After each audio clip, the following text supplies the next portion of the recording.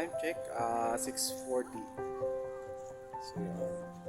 Kaya ganito pa lang yung tao dito. So, probably mamaya marami ng tao.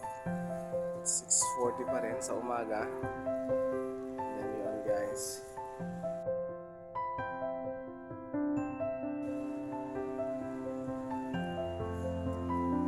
Ito yung mga dumalaw dito sa Dolomite.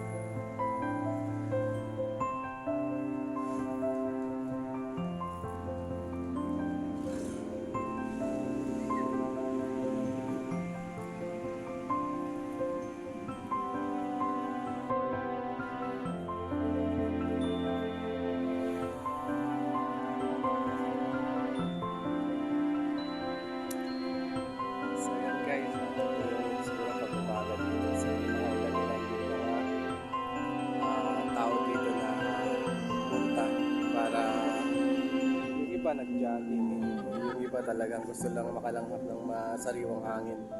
So yan sila kasama yung mga pamilya, may mga bata actually, bata, nanay, tatay, kuya, ate, yan.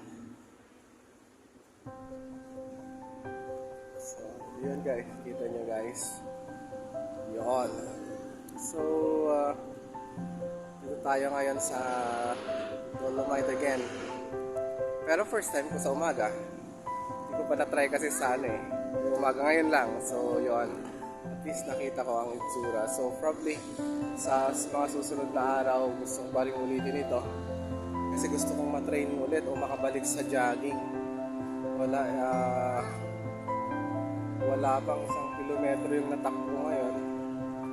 Medyo grado yung dali yung napagod. So yan guys.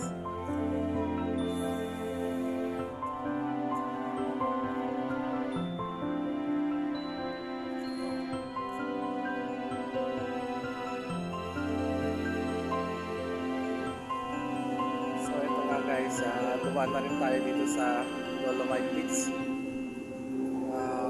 Trinay ko lang din na tignan kung anong sura dito pag sa umaga kasi first time kong makapunta ng umaga dito. Usually sunset lang yung pagpunta ko dito kasi nga after work pinupuntahan ko, pero ngayon sinadya ako mag-jogging ngayon. So medyo madaming nagbago, grabe. Hindi ko na kaya yung diretsong 1 kilometro pa lang, nahirapan ako. Pero anyway, yan po muna yung aking update sa ngayon. Gusto kong mabago yung stamina ko, hindi na dati kagaya ng mga nakaraan. Dati tumatakbo ako ng 10k, ngayon babalik muna ako doon, training muna ako. So yun yung area guys, ganyan sa Dolomite.